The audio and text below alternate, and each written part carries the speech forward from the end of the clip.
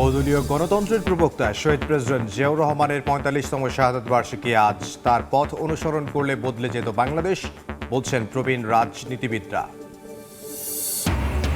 কোনো দল নিষিদ্ধের পক্ষে নয় বিএনপি, ক্ষমা না চাইলে জনবিচ্ছিন্নই থাকবে আওয়ামী লীগ। জামায়াতের সঙ্গে জোটে এনসিপির সাংগঠনিক ক্ষতি দেখছেন মির্জা ফখরুল। চামড়ার বাজারে সিন্ডিকেটের হানা, কারসাজি করে দাম কমানোর অভিযোগ। মধ্যস্বত্বভোগীর দৌরাত্মে বিপুল পরিমাণ নষ্ট, রফতানি আয় বাড়াতে ব্যবস্থা নিচ্ছে সরকার। রাজধানীর বর্জ্য অপসারণ কাজ ঘুরে দেখলেন প্রধানমন্ত্রী। কয়েক জায়গায় বর্জ্য পড়ে থাকতে দেখে ক্ষোভ, গাফিলতির দায়ে 2 সিটির আঞ্চলিক নির্বাহী কর্মকর্তা বরখাস্ত।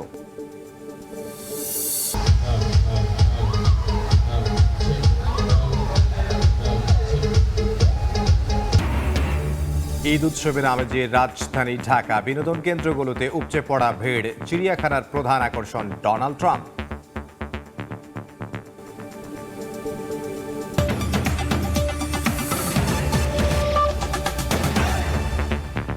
প্রবাসের সময় সঙ্গে আছে আমি ইমদাদুল হক। দেশে বহুদলীয় গণতন্ত্রের প্রবক্তা শহীদ প্রেসিডেন্ট জিয়াউর রহমানের ৪৫তম শাহাদত বার্ষিকী আজ। মাত্র ৩.৫ বছরের শাসনে দেশকে ঘুরে দাঁড়ানোর পথ দেখিয়েছিলেন তিনি। কিন্তু আত্মপ্রত্যয়ী বাংলাদেশকে থামাতে ১৯৮১ সালের ৩০ মে চট্টগ্রামে প্রেসিডেন্ট জিয়ার বুক ঝাঁঝরা করে ঘাতকের বুলেট। ওই বুলেটে সেদিন শুধু শহীদ হননি বিএনপির প্রতিষ্ঠাতা, থেমে গিয়েছিল গোটা দেশ। প্রবীণ রাজনীতিবিদদের মতে ৮১ পরবর্তী সরকারগুলো জিয়ার পথ অনুসরণ করলে বদলে যেত ৫৬,০০০ বর্গ মাইলের বাংলাদেশ। আহমেদ সালেহিনের রিপোর্ট।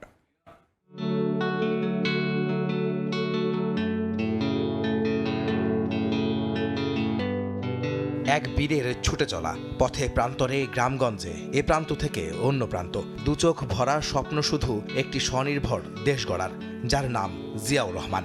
দেশ ছাড়িয়ে যার নাম ছড়িয়েছে বিশ্ব ব্রহ্মাণ্ডে। মাত্র ৩.৫ বছরের শাসনামলে সদ্য যুদ্ধবিধ্বস্ত মাতৃভূমিকে শক্ত ভিতের ওপর দাঁড় করান রাষ্ট্রপতি জিয়াউর রহমান। খাদ্যে স্বয়ংসম্পূর্ণ করতে কৃষিকে প্রাধান্য দিয়ে খাল খনন কর্মসূচি সহ নানামুখী কর্মকাণ্ডে দেশকে নিয়ে যান অনন্য এক পথ চলায়। অর্থনীতির ভিত রচিত হয়েছিল জিয়ার বেশ কয়েকটি পদক্ষেপের ফলে। রিজার্ভের ভাণ্ডার গড়তে বৈদেশিক মুদ্রার ওপর জোর দিয়ে প্রবাসে মানব সম্পদ গড়ে তোলেন তিনি। পোশাক খাতে বিপ্লব ঘটিয়ে দেশকে উন্নীত করেন নতুন শিখরে। শিক্ষাক্ষেত্রে আমূল পরিবর্তনে কমতে থাকে নিরক্ষরতার হার। স্বাস্থ্যসেবায় আধুনিকায়নে সুবিধা ভোগ করেন দেশের মানুষ। একদলীয় শাসন বাকশালের শৃঙ্খল মুক্ত করে দেশে প্রতিষ্ঠা করেন বহুদলীয় গণতন্ত্রের ধারা। স্বপ্নে বিভোর এক রাষ্ট্রনায়ক বিশ্বের দরবারে লাল সবুজের দেশকে চিনিয়েছেন সমৃদ্ধশালী এক ভূখণ্ড হিসেবে। ইরান ইরাক যুদ্ধে তার প্রতিনিধিত্ব বাংলাদেশকে করেছে মহিমান্বিত। জাতীয়তাবাদের আদর্শে সাধারণ মানুষকে উজ্জীবিত হবার দীক্ষা দিয়েছেন জিয়াউর রহমান। বন্ধুত্বপূর্ণ সম্পর্ক বজায় রেখে বাংলাদেশকে প্রাধান্য দিয়ে তিনি গড়েছিলেন স্বাধীন পররাষ্ট্রনীতির ভিত। আঞ্চলিক স্বার্থ রক্ষায় গঠন করেছিলেন সার্ক। হঠাৎ থমকে যায় সেই স্বপ্নীল যাত্রা। ১৯৮১ সালের ৩০ মে চট্টগ্রাম সার্কিট হাউজে কিছু বিপদগামী সেনা সদস্যদের গুলিতে নিহত হন ক্ষণজন্মা মহানায়ক জিয়াউর রহমান। প্রবল জনপ্রিয় এই নেতার শেষ বিদায় আর জানা যায় ঢাকায় ঢল নামে লাখ লাখ মানুষের। জাতীয় সংসদের স্পিকার অবসরপ্রাপ্ত মেজর হাফিজ উদ্দিন আহমদ মনে করেন, শহীদ রাষ্ট্রপতি জিয়াউর রহমান বেঁচে থাকলে বাংলাদেশ আজ উন্নত ও সমৃদ্ধশালী দেশ হিসেবে গড়ে উঠত। আক্ষেপ নিয়ে তিনি বলেন, পরবর্তী সরকারগুলো জিয়ার পথ অনুসরণ করতে পারলে বিশ্ব দরবারে মাথা উঁচু করে দাঁড়াতো ৫৬,০০০ বর্গ মাইলের বাংলাদেশ। জিয়াউর রহমান কেবলমাত্র একজন বীর যোদ্ধাই নন, তিনি একজন রাষ্ট্রপতি রূপে জনগণের হৃদয়ে স্থায়ী আসন দখল করেছেন। স্বজনপ্রীতি কখনোই তাকে স্পর্শ করতে পারেনি। মৃত্যুর পর দেখা গেল এই বিশাল দেশে তার কোনো সম্পদই নেই। তার পররাষ্ট্রনীতি ছিল স্বাধীন। বাংলাদেশের জনগণের আশা আকাঙ্ক্ষার প্রতিফলন তিনি প্রত্যেকটি পর্যায়ে ঘটিয়েছিলেন। এই জন্যই জিয়াউর রহমান জনগণের কাছে এতটা প্রিয়। জিয়াউর রহমান বেঁচে থাকলে বাংলাদেশকে অনেক সমৃদ্ধির পথে এগিয়ে নিয়ে যেত। তার মৃত্যুতে আমাদের অপূরণীয় ক্ষতি হয়েছে। বাংলাদেশ একজন সৎ মহান রাষ্ট্রপতিকে হারিয়েছে। শহীদ রাষ্ট্রপতি জিয়াউর রহমানের অনন্য অবদানের সঙ্গে বহুদলীয় গণতন্ত্র প্রতিষ্ঠা করে দল হিসেবে বিএনপি গঠন ছিল এই মহানায়কের অমর কীর্তি। এমনটাই মনে করেন স্পিকার হাফিজ উদ্দিন আহমদ। জিয়াউর রহমান বহুদলীয় গণতন্ত্রের প্রবক্তা, বহুদলীয় গণতন্ত্র তিনি প্রতিষ্ঠা করেছেন। তিনি উপলব্ধি করেছেন যে একটি দেশপ্রেমিক সুদক্ষ রাজনৈতিক দল ছাড়া রাষ্ট্র ব্যবস্থায় গুরুত্বপূর্ণ অবদান রাখা সম্ভব নয়। জাতীয়তাবাদকে প্রতিষ্ঠিত করার জন্যই তিনি বিএনপির সৃষ্টি করেছেন, যে দলটি আজও জনগণের মধ্যে অত্যন্ত জনপ্রিয়তা অর্জন করেছে। তার মতে মুক্তিযুদ্ধে শহীদ রাষ্ট্রপতি জিয়াউর রহমানের ভূমিকা যেমন কালজয়ী বাস্তবতা, তেমনি স্বাধীনতা পরবর্তী দেশ গঠনের ক্ষেত্রেও তার অবদান চিরভাস্বর। আহমেদ সালেহীন, সময় সংবাদ, ঢাকা। কোনো দল নিষিদ্ধের পক্ষে নয় বিএনপি, তবে শেখ হাসিনার নেতৃত্বে আওয়ামী লীগের রাজনীতিতে ফেরার সম্ভাবনা দেখছেন না দলটির মহাসচিব। তার মতে কৃতকর্মের জন্য ক্ষমা না চাইলে দল হিসেবেও জনবিচ্ছিন্ন থাকবে আওয়ামী লীগ। সময় সংবাদের বিশেষ সাক্ষাৎকারে কথা বলেন বিএনপি মহাসচিব মির্জা ফখরুল ইসলাম আলমগীর। এনসিপি প্রসঙ্গে তিনি বলেন, রাজনীতিতে অনেক সম্ভাবনা থাকলেও জামায়াতের সঙ্গে জোট বেঁধে সাংগঠনিক ক্ষতি হয়েছে তরুণদের দলটির। 24-এ ছাত্র জনতার গণ অভ্যুত্থান ঠেকাতে চরম নির্মমতা চালায় শেখ হাসিনার সরকার। গুলি করে হত্যা করা হয় হাজারো আন্দোলনকারীকে। এছাড়া 15.5 বছরের টানা শাসনে বিএনপি সহ বিরোধী মত দমনে গুম খুনের আশ্রয় নেয় তারা। এমন প্রেক্ষিতে অন্তর্বর্তী সরকার আওয়ামী লীগের কার্যক্রমে নিষেধাজ্ঞা দেয়, যা এখনো বহাল। সময় সংবাদকে বিশেষ সাক্ষাৎকারে বিএনপির মহাসচিব মির্জা ফখরুল ইসলাম আলমগীর বলছেন, কোনো দল নিষেধের পক্ষে নয় বিএনপি। তার মতে অনুশোচনাবোধ থেকে ক্ষমা না চাইলে খুব সহসা রাজনীতিতে ফিরতে পারবে না আওয়ামী লীগ। শেখ হাসিনার নেতৃত্বে তো নয়ই। জনগণের কাছ থেকে আওয়ামী লীগ হারিয়ে গেছে। এখন আওয়ামী লীগের জন্য রাজনীতি ফিরে আসা জনগণের সমর্থন নিয়ে it will be quite difficult আমার কাছে মনে হয়। কারণ এখানে একটা বড় রকমের ক্ষতি তাদের হয়ে গেছে। এর জন্য দায়ী তারা নিজেই, অন্য কেউ না। ইন্টারিম গভর্নমেন্ট তাদেরকে নিষিদ্ধ করেছে, আমরা কিন্তু নিষিদ্ধ করিনি। আমরা কোনো দলকে নিষিদ্ধ করার পক্ষেও না। আপনি দেখেছেন জামাত ইসলামকে যখন নিষিদ্ধ করা আওয়ামী লীগ, তখন আমরা তার প্রতিবাদ করেছি, আমরা স্টেটমেন্ট দিয়েছি। আপনি কি মনে করেন শেখ হাসিনার নেতৃত্বে এটা নতুন করে আওয়ামী লীগ শেখ হাসিনা যে ভূমিকা পালন করেছেন তাতে আমার কাছে মনে হয় না আর কি শেখ হাসিনার নেতৃত্বে আবার আওয়ামী লীগ পুনর্গঠিত হবে, এটা আপনার না, এটা ডিফিকাল্ট হবে। আওয়ামী লীগ যে একটা অনুশোচনা করবে, এত বড় একটা হত্যাযজ্ঞ তারা ঘটিয়েছে। শেখ হাসিনার একবার বলা যে আমি যা করেছি ভুল করেছি, আপনার রাজনীতিতে কিন্তু ক্ষমা চাওয়ার ব্যাপারটা আছে, সেটা নিতে পারতেন। মির্জা ফখরুল ইসলাম আলমগীর 24-এর অভ্যুত্থান সামনে থেকে নেতৃত্ব দেওয়ার কৃতিত্ব দেন ছাত্রদের। তবে জামায়াতে ইসলামীর সাথে জোট করে ভোটে যাওয়া এনসিপি ঠিক হয়নি বলে মনে করেন তিনি। এনসিপি যদি এককভাবে ইলেকশন করতো তাহলে হয়তো তারা অনেক ভালো করতো এবং তাদের দলের ভবিষ্যৎটা অনেক ভালো হতো। নাও they have been bracketed with জামাত। এই জায়গাটা তাদের জন্য একটা বিপদ আসবে। তারা বিএনপির লোকজনকে নিয়ে যাচ্ছে, তাদের দলের মধ্যে ভর্তি করছে, তারপরে তাদের যে দীনতা এটা প্রকাশ পাচ্ছে। নির্বাচনে জনগণ উদারপন্থী রাজনীতিকে বেছে নিয়েছে উল্লেখ করে মির্জা ফখরুল বলেন, মানুষের আস্থার প্রতিদান দিতে 3.5 মাসে পুরোটাই সফল হয়েছে বিএনপি সরকার। সরকার বহু কাজ করেছে এবং অনেকগুলো ভালো কাজ হয়েছে এবং কোথাও ব্যর্থতা আমি সেভাবে হাম তো আপনার ইন্টারিম গভর্নমেন্টের টিকা না দেওয়ার ফলে হাম এইভাবে ছড়িয়ে পড়েছে। এটা এই সরকার চেষ্টা করছে, সরকার প্রাণপণে চেষ্টা করছে। আপনার ইরান আর মার্কিন যুক্তরাষ্ট্রের যুদ্ধ তার বিএনপি সরকার লাগিয়ে দেয় নাই, ফলে তার তেলের যে সমস্যা হয়েছে, ক্রাইসিস হয়েছে ওই সময়টুকু, এটা বিএনপি অত্যন্ত সফলতার সঙ্গে, অত্যন্ত যোগ্যতার সঙ্গে হ্যান্ডেল করেছে। এখন তো নাই, but still the problem is there, যুদ্ধ তো ব্যাপারটা তো আছে। কাউন্সিলের পর আবারও অবসরের কথা জানিয়ে বিএনপির মহাসচিব বলেন, রাজনীতিবিদদের সবারই একসময় অবসরে যাওয়া উচিত। আমি এটা বহুকাল থেকেই ভাবি, চিন্তা করি যে পলিটিক্যাল লিডারদের আসলে আপনার রিটায়ার একটা সময় বিষয় থাকা উচিত। আমার এখন একটা কাজ বাকি আছে মনে হয় আমার কাছে, সেটা হচ্ছে যে আপনার কাউন্সিলটা করে দাও আমার পার্টির, সেই কাউন্সিলটা করে দিতে পারলে সময় মতো, তারপরে আমি একটু নিজের জন্য সময় চাই। ইমরুল হাসান, সময় সংবাদ, ঢাকা। এদিকে আওয়ামী লীগের লোকজন ব্যাংকগুলো লুটপাট করে নিয়ে গেছে বলে মন্তব্য করেছেন এলজিআরডি মন্ত্রী মির্জা ফখরুল ইসলাম আলমগীর। শুক্রবার ঠাকুরগাঁওয়ে সাংবাদিকদের তিনি বলেন, ধ্বংসস্তূপের মধ্যে দায়িত্ব নিয়ে বর্তমান সরকারকে শূন্য থেকে শুরু করতে হয়েছে। সরকার একটা দায়িত্ব নিয়েছে, একটা ধ্বংসস্তূপের মধ্যে ব্যাংকগুলো খালি করে দিয়েছিল। ব্যাংকে কিচ্ছু নাই, লুটপাট করে 80 লক্ষ কোটি টাকা লুট করে নিয়ে গেছে এই আওয়ামী লীগ, তাদের লুটের ব্যাপার। সেইখান থেকে আমাদের আবার শূন্য থেকে শুরু করতে হবে। সুতরাং আমরা যেটা আপনাদের কাছে প্রত্যাশা করি যে আমাদেরকে সাপোর্টটা দেন। 3 মাসের মধ্যে যেমন আমরা চেষ্টা করেছি এই কাজগুলো করার, আপনারা আগামী দিনগুলো যদি সহযোগিতা করেন তাহলে আমি আপনাকে কথা দিতে পারি যে আমি আমার চূড়ান্ত আমার পক্ষে যা সম্ভব আমি তাই করার চেষ্টা করব। দেশ বিরোধী চক্রান্ত করে অস্থিতিশীল পরিস্থিতি সৃষ্টি করলে শক্ত হাতে প্রতিহতের হুঁশিয়ারি দিয়েছেন বিএনপির সিনিয়র যুগ্ম মহাসচিব রুহুল কবির রিজভী। শুক্রবার নয়াপল্টনে সংবাদ সম্মেলনে তিনি বলেন, গণতন্ত্র রক্ষা ও অঙ্গীকার বাস্তবায়নে বিএনপি সরকার বদ্ধপরিকর। যে বর্তমান নির্বাচিত প্রধানমন্ত্রী এবং সরকার যে কোনো ঘটনায় তিনি সেটিকে চিহ্নিত করে তার বিরুদ্ধে ব্যবস্থা গ্রহণের জন্য ব্যবস্থা নিয়েছেন। তারপরেও কেউ কেউ বলছেন ষড়যন্ত্র হচ্ছে, চক্রান্ত হচ্ছে। সরকারের যেগুলো ভুল হচ্ছে সেটা আপনারা ধরিয়ে দিতে পারেন, কিন্তু চক্রান্ত করা, ষড়যন্ত্র করা এবং নানাভাবে চক্রান্তের ইঙ্গিত দেওয়া, এইটা এদেশের মানুষ কখনোই এটাকে ভালোভাবে নেয়নি, ভালোভাবে নেবে না। নিজেই গাড়ি চালিয়ে রাজধানীর কোরবানির বর্জ্য অপসারণ কাজ ঘুরে দেখলেন প্রধানমন্ত্রী তারেক রহমান। এ সময় কয়েকটি স্থানে বর্জ্য পড়ে থাকতে দেখে হতাশ হন প্রধানমন্ত্রী। দায়িত্বে অবহেলার জন্য ঢাকা ২ সিটি কর্পোরেশনের আঞ্চলিক নির্বাহী কর্মকর্তাকে সাময়িক বরখাস্ত করার নির্দেশ দেন তিনি। বর্জ্য অপসারণের কাজ সঠিকভাবে চলছে কিনা তা দেখতে শুক্রবার বিকেলে রাজধানীর বিভিন্ন সড়ক পরিদর্শন করেন প্রধানমন্ত্রী তারেক রহমান। গুলশান থেকে নিজেই গাড়ি চালিয়ে প্রধানমন্ত্রী যান Hatirpul, elephant road, green road, Farmgate ও কারওয়ান বাজার এলাকায়। এ সময় তিনি কয়েকটি স্থানে কোরবানির বর্জ্য ও পূর্বের জমে থাকা ময়লা পড়ে থাকতে দেখেন। পরে ঢাকা উত্তর ও দক্ষিণ সিটি কর্পোরেশনের ২ আঞ্চলিক নির্বাহী কর্মকর্তাকে দায়িত্ব অবহেলার কারণে তাদের বিরুদ্ধে বিভাগীয় ব্যবস্থা গ্রহণের নির্দেশ দেন।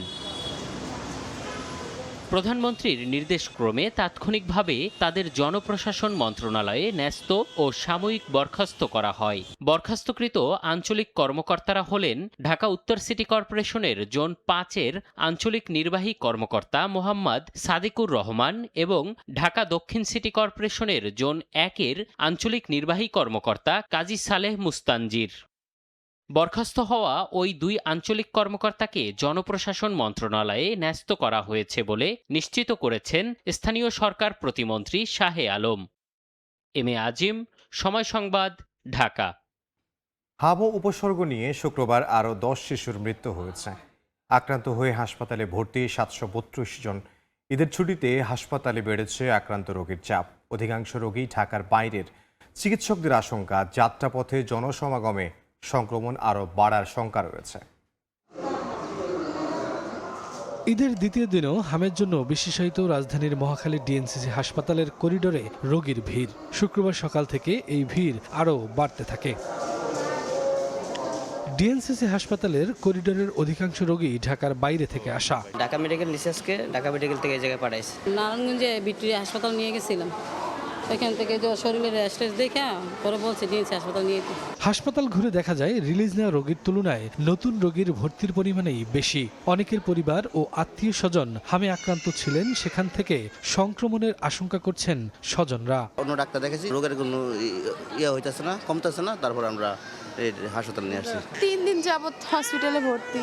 চিকিৎসক জানান ঈদের রোগীর চাপ বেড়েছে। ভাইরাসটির ছোঁয়াচে হয় ঈদের এই সময়ে আশঙ্কাজনক হারে বাড়তে পারে হাম সংক্রমণ। হামটা আশানুরূপভাবে কমেনি। ঈদ যাত্রায় যে একটা সংক্রমণ হচ্ছে, ঈদের পরে এটা দেখা যাবে যে আরো বেড়ে যাবে এবং তারপর পরেই হয়তো আমরা একটা ওই যে টিকার বেনিফিটটা পাওয়া শুরু করব। তবে টিকার কার্যকারিতা শুরু হওয়ার পাশাপাশি জনসচেতনতায় সংক্রমণের ঝুঁকি থেকে রক্ষা পাওয়া সম্ভব বলে মনে করেন চিকিৎসকরা।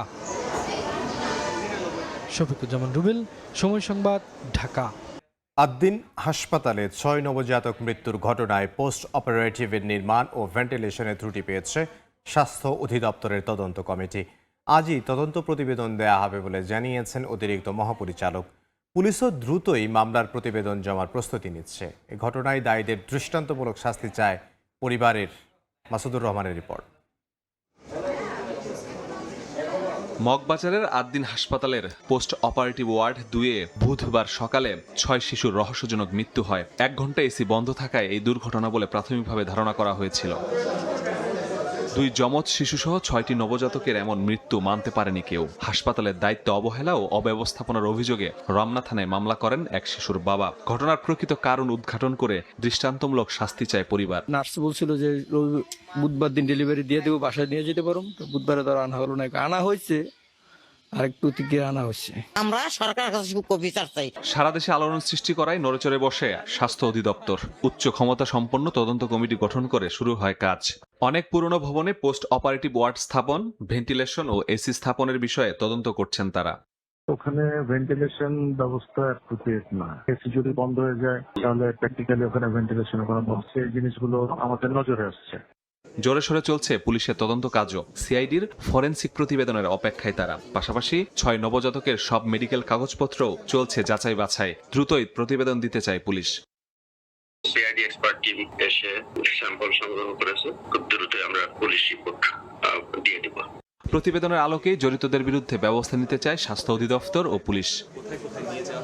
মাসুদুর রহমান, সময় সংবাদ, ঢাকা। সহিংসতার অন্যতম হাতিয়ার হিসেবে ব্যবহার হচ্ছে ডিজিটাল প্ল্যাটফর্ম। ভুক্তভোগীর বেশিরভাগই নারী। জরিপের তথ্য বলছে 89% নারী অনলাইন সহিংসতার শিকার। তবে অভিযোগ করেন না 75% নারী। শফিকুজ্জামান রুবেলের রিপোর্ট।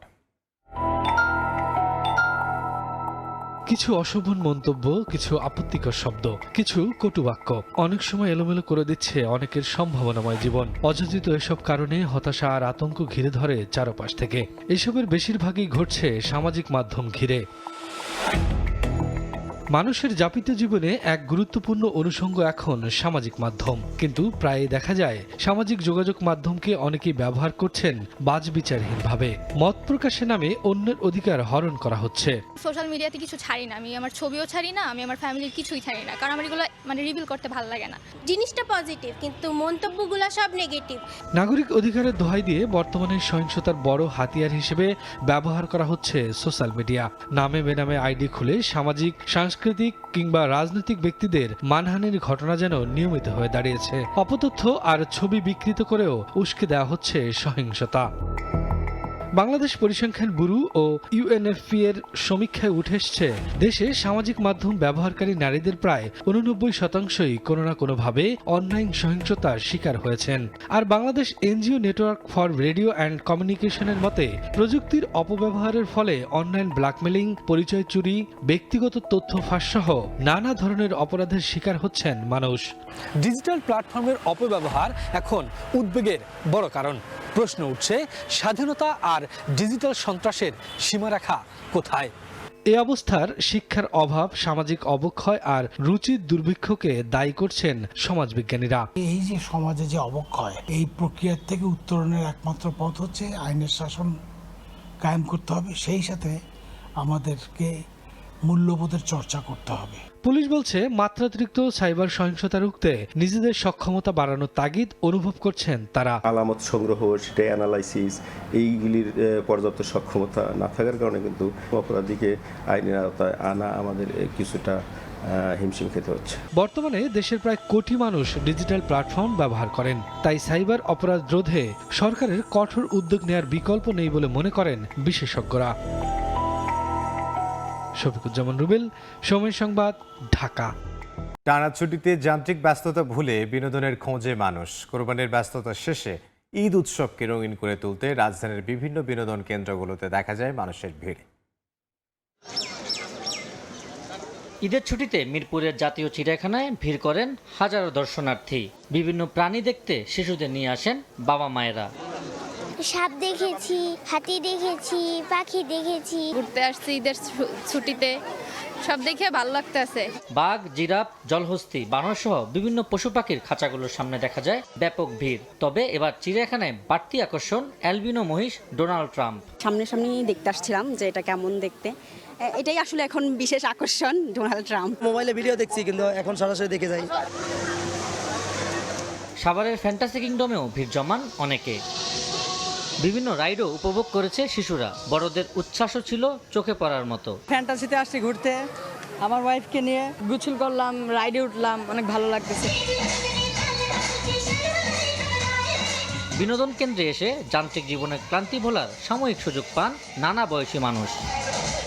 আবু সাইদ নিশান, সময় সংবাদ, ঢাকা। ঢাকার বাইরের পর্যটন কেন্দ্রগুলোতেও ভিড় বেড়েছে দর্শনার্থীদের। আনন্দ আর হই হুল্লোড়ে মেতেছেন পরিবার পরিজন নিয়ে। পর্যটকদের উপচে পড়া ভিড়ে যেন কোনো ধরনের হয়রানি বা অনাকাঙ্ক্ষিত ঘটনা না ঘটে, সেজন্য নেওয়া হয়েছে বাড়তি নজরদারি।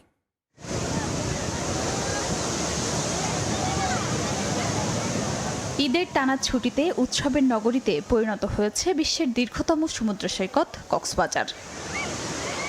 আনন্দ, হই হুল্লোড় আর সাগরের নোনা জলে মাতোয়ারা ভ্রমণ পিপাসুরা। তীব্র গরমে স্বস্তির খোঁজে কেউ নেমেছেন সমুদ্র স্নানে, কেউ আবার পরিবার পরিজন নিয়ে উপভোগ করছেন সৈকতের নির্মল সৌন্দর্য। এখানে নেচারটা, ওয়েদারটা, তারপর হচ্ছে এই যে সমুদ্রের আওয়াজ, বাতাস, এগুলা আমাদের অনেক এন্টারটেইন করছে। হর্সটা রাইড করতে অনেক ভালো লাগে এবং বিচের মধ্যে পানিতে খেলতে অনেক ভালো লাগে। পর্যটকের উপচে পড়া ভিড়ে যেন কোনো ধরনের হয়রানি বা অনাকাঙ্ক্ষিত ঘটনা না ঘটে, সেজন্য নেওয়া হয়েছে 3 স্তরের নিরাপত্তা বলয়। লাবণী বিচ, কলাতলি বিচ এবং সুগন্ধা বিচ, এদের আমাদের পর্যাপ্ত ফোর্স ডিপ্লয়মেন্ট আছে।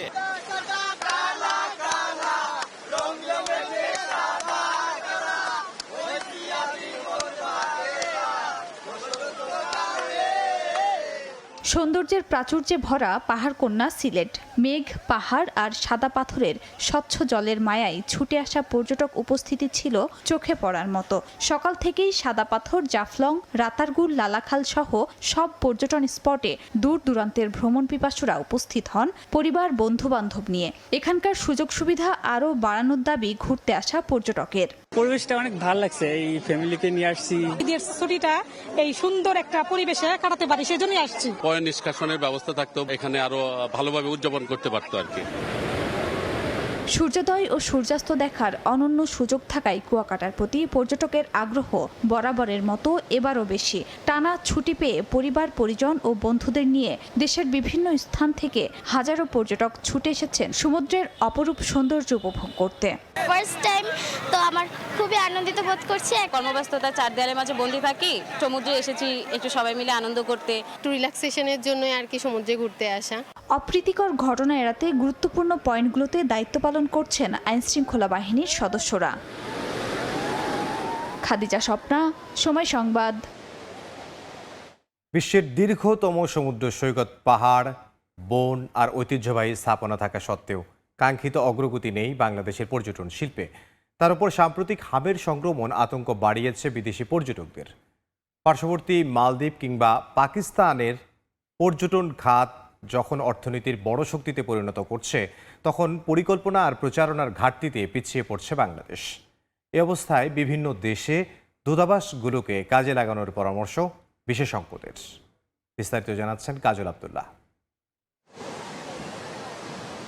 প্রাকৃতিক সৌন্দর্য, সমুদ্র, পাহাড় আর ঐতিহ্যের সম্ভাবনাতেই সীমাবদ্ধ বাংলাদেশের পর্যটন খাত। উদ্যোগ থাকলেও সঠিক পরিকল্পনা না থাকায় বাস্তবে গতি পাচ্ছে না শিল্পের বিকাশ।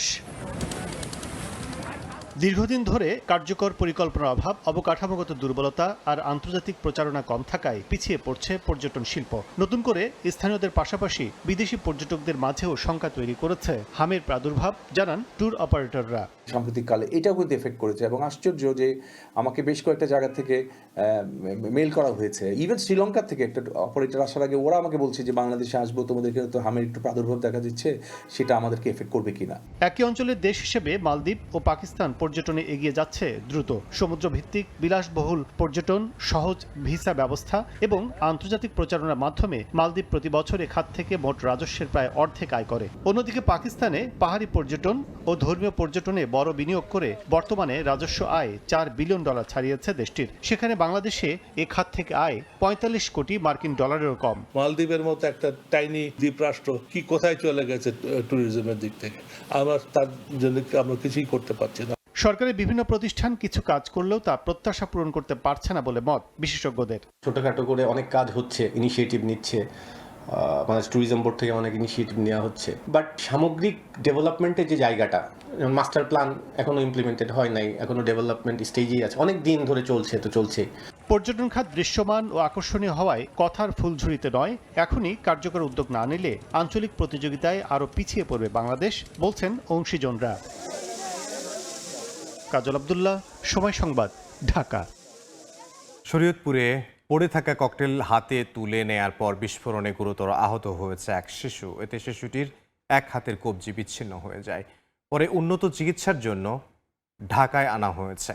তদন্ত করে ব্যবস্থা নেওয়ার আশ্বাস দিয়েছে পুলিশ। হঠাৎ বিকট শব্দে বিস্ফোরণ হয়। বিস্ফোরণের সঙ্গে রাহাতের হাতের কবজি বিচ্ছিন্ন হয়ে যায়। গুরুতর আহত অবস্থায় শিশুটিকে উদ্ধার করে জাজিরা উপজেলা স্বাস্থ্য কমপ্লেক্সে নিয়ে যায়। পরে উন্নত চিকিৎসার জন্য তাকে ঢাকা মেডিকেলে পাঠানো হয়।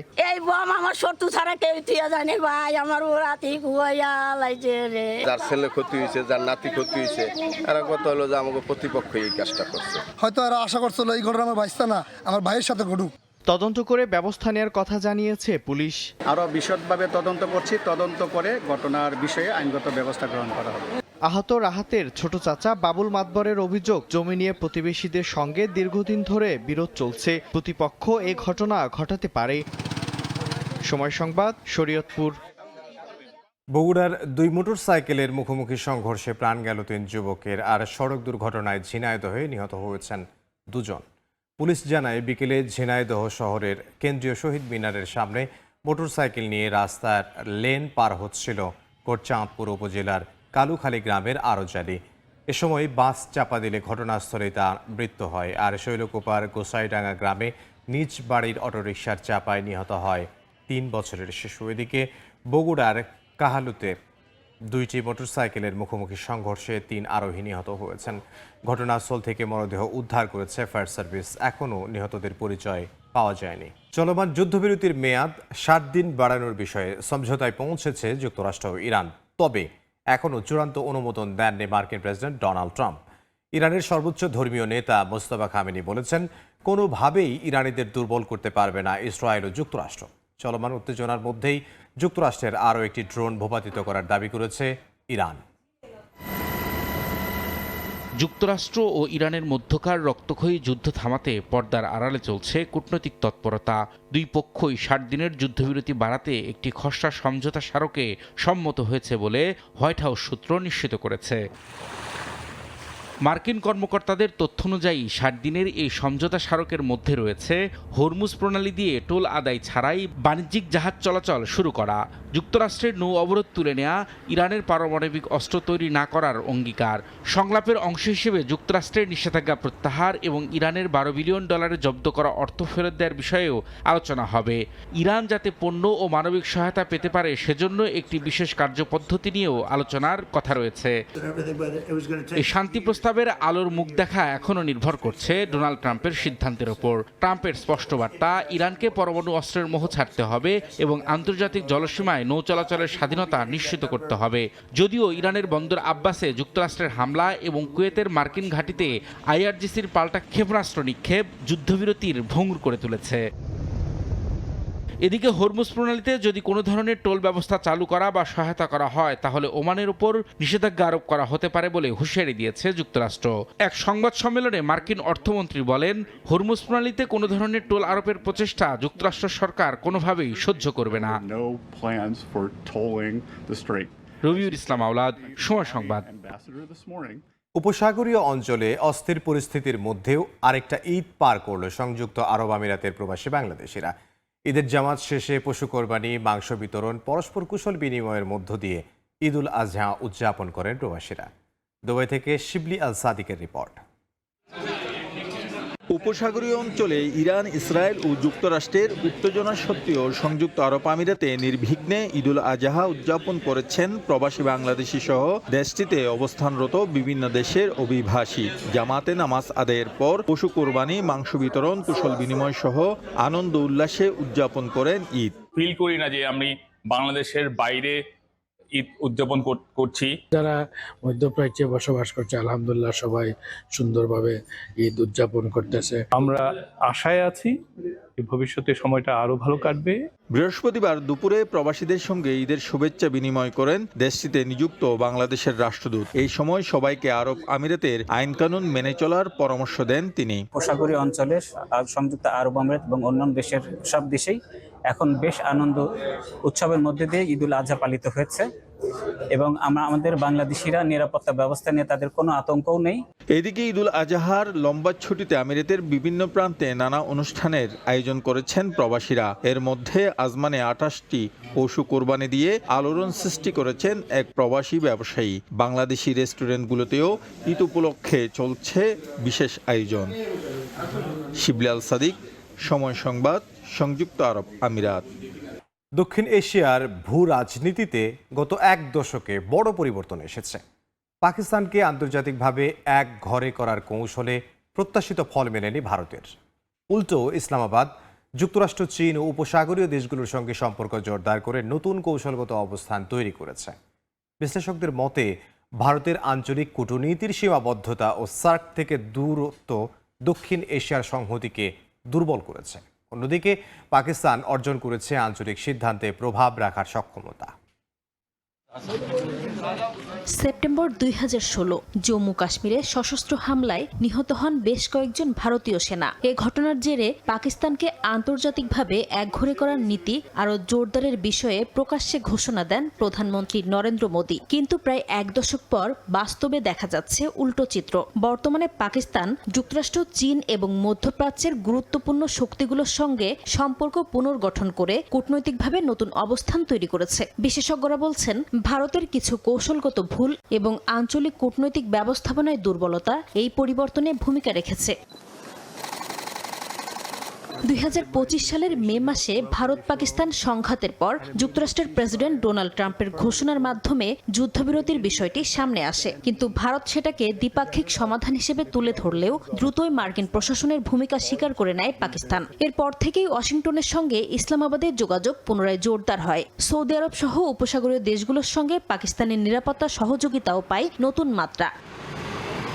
2016 সালের পর পাকিস্তানের সঙ্গে কূটনৈতিক সম্পর্ক সীমিত করে দেয় ভারত। কাশ্মীর ইস্যুতে সামরিক প্রতিক্রিয়া বাড়ায় এবং আঞ্চলিক সহযোগিতা সংস্থা সার্ক থেকেও দূরে সরে যায় দেশটি। বিশ্লেষকদের মতে এই নীতির ফলে দক্ষিণ এশিয়ার আঞ্চলিক সংহতি দুর্বল হয়েছে।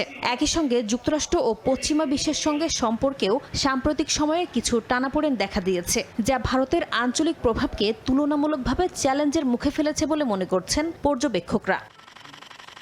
চীন ও উপসাগরীয় দেশগুলোর সঙ্গে প্রতিরক্ষা ও অর্থনৈতিক সম্পর্ক জোরদার করে পাকিস্তান এখন একটি কৌশলগত খেলোয়াড় হিসেবে উঠে আসছে। সৌদি আরবের সঙ্গে প্রতিরক্ষা চুক্তি এবং নয়াদিল্লির সঙ্গে যুদ্ধসহ বিভিন্ন ক্ষেত্রে চীনা সামরিক প্রযুক্তির ব্যবহারের বিষয়টি ইসলামাবাদের অবস্থানকে আরও শক্ত করেছে। বিশ্লেষকদের মতে পাকিস্তান এখন শুধু সংকটে প্রতিক্রিয়া জানানো দেশ নয়, বরং আঞ্চলিক সিদ্ধান্তে প্রভাব রাখার সক্ষমতা অর্জন করেছে।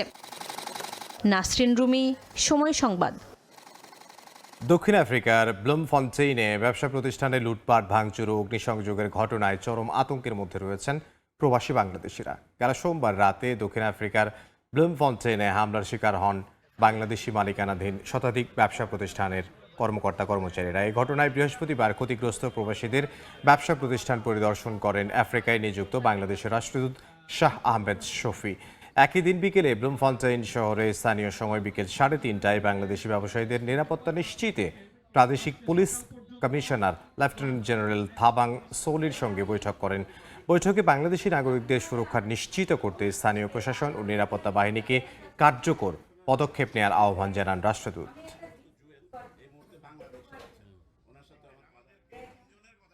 বেগুনি রঙের জারাকান্ডা ফুলের সৌন্দর্যে মাতোয়ারা পর্তুগালের রাজধানী লিসবন।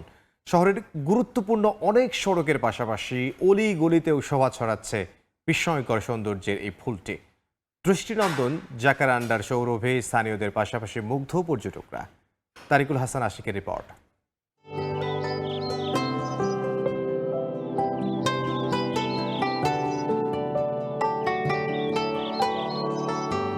মোহনীয় সৌন্দর্যের আধার বেগুনি রঙের ফুল জাকারান্ডা। অপরূপ শোভায় দূর থেকেও নানা রঙের তরুলতা আর সবুজের সমারোহে নজর কাটছে লিসবনের অসংখ্য জাকারান্ডা গাছের ফুলের রূপ। পাতাবিহীন কোনো কোনো গাছে যেন শুধুই ফুলের রাজত্ব। সারি সারি গাছে বেগুনি রঙের এই ফুলের সমারোহ জানান দিচ্ছে নগরে বাড়ছে তাপমাত্রা, বসন্ত পেরিয়ে গ্রীষ্মের ছোঁয়া লাগছে পর্তুগালে। দৃষ্টিনন্দন এই ফুলের সৌন্দর্যে লিসবন ধারণ করেছে ভিন্ন এক রূপ। শুধুমাত্র জাকারান্ডা ফুলের সৌন্দর্য উপভোগের জন্যই অনেক পর্যটক এ সময় ভ্রমণের জন্য বেছে নিয়েছেন লিসবনকে। লিসবনের সড়ক থেকে অলিগলি জুড়েই রয়েছে জাকারান্ডার সমারোহ। জানালা খুললেই অনেক লিসবনবাসীর চোখ জুড়াচ্ছে বিস্ময়কর এ ফুলের সৌন্দর্যে। ঝরে পড়া ফুল যেন কার্পেটের মতোই এক রূপকথার পরিবেশ তৈরি করেছে লিসবনের বিভিন্ন এলাকা জুড়ে। পর্তুগিজরা মনে করেন জাকারান্ডা ফুল শহরের জন্য বয়ে নিয়ে আসছে সৌভাগ্য ও সুসময়। স্থানীয়দের পাশাপাশি লিসবন ভ্রমণে আসা পর্যটকরাও পাচ্ছেন মনোমুগ্ধকর এই সৌন্দর্যের পরশ।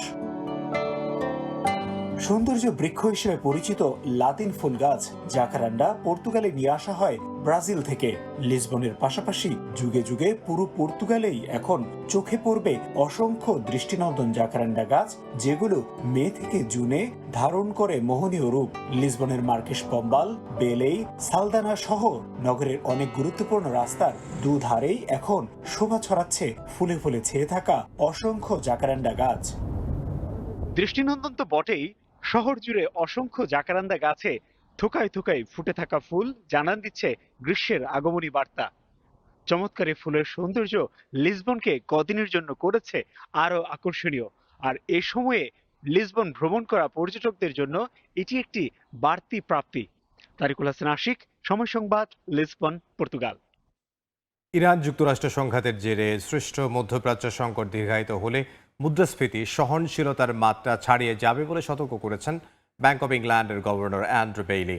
শুক্রবার আইসল্যান্ডের কেন্দ্রীয় ব্যাংক আয়োজিত এক সম্মেলনে তিনি কথা বলেন। এ সময় তিনি বলেন, ইরান যুদ্ধে প্রভাব অর্থনীতিতে অনিশ্চয়তা এবং ধীরগতির প্রবৃদ্ধির কারণে কেন্দ্রীয় ব্যাংকের মূল্যস্ফীতির লক্ষ্যমাত্রা 2% ছাড়িয়ে যেতে পারে। গত মাসে ব্যাংক অব ইংল্যান্ড সুদের হার অপরিবর্তিত রেখেছিল এবং জুনের বৈঠকেও একই সিদ্ধান্ত আসতে পারে বলে ধারণা করা হচ্ছে। বার্তা সংস্থা রয়টার্স জানিয়েছে, ইউরোপীয় কেন্দ্রীয় ব্যাংক জুন মাসে সুদের হার বাড়ানোর ইঙ্গিত দিয়েছে, কারণ যুদ্ধের আগে তারা ব্যাংক অব ইংল্যান্ডের তুলনায় সুদ হার কমিয়েছিল। মালদ্বীপ ম্যাচের ফলাফল ভুলে গ্রুপ পর্বের শেষ ম্যাচে ভারতের বিপক্ষে সেরাটা দিতে চায় বাংলাদেশ নারী ফুটবল দল। ডিফেন্স ও আক্রমণ ভাগ নিয়ে বিশেষ কাজ করছেন হেড কোচ পিটার বাটলার। ভারতের বিপক্ষে পূর্ণ 3 পয়েন্ট নিয়ে সেমিফাইনাল খেলতে চায় ডিফেন্ডিং চ্যাম্পিয়নরা। ম্যাচ ডের পরদিন বাংলাদেশ দল অনুশীলন না করলেও নিজেদের ঝালিয়ে নিয়েছে স্বাগতিকরা। ভারতের গোয়া থেকে ফাহিম ইসলামের রিপোর্ট।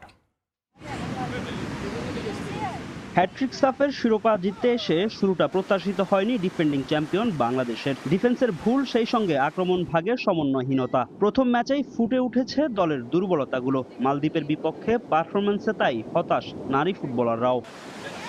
ম্যাচ ডের পরদিন পূর্ব নির্ধারিত অনুশীলন না করে রিকভারি সেশন করেছে পিটার বাটলার শিষ্যরা। আরব সাগরের পারে গোয়ার বিচে পুরোদমে নতুন শুরুর অপেক্ষায় ঋতুপর্ণা আনিকারা। মালদ্বীপের বিপক্ষে যা হয়েছে তা ভুলে ভারত ম্যাচে মনোযোগ দিতে চান ফুটবলাররা। ভারতের বিপক্ষে নিজেদের সেরাটা দিয়ে স্বাগতিকদের চাপে রাখতে চায়। মালদ্বীপের বিপক্ষে লাল সবুজদের ম্যাচে ফেরানোর কাণ্ডারি সুরভি আকন্দ প্রীতি।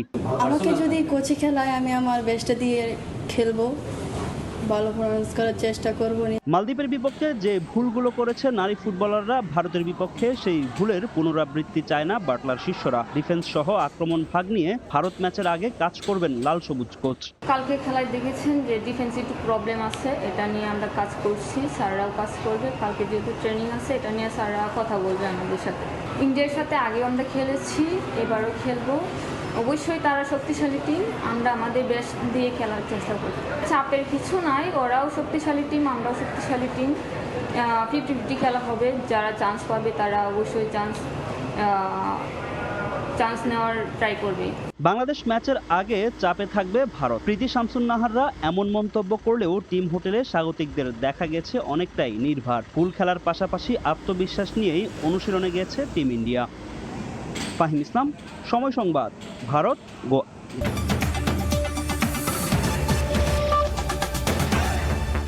এই ছিল প্রবাসী সময়ের সঙ্গে থাকুন সময়।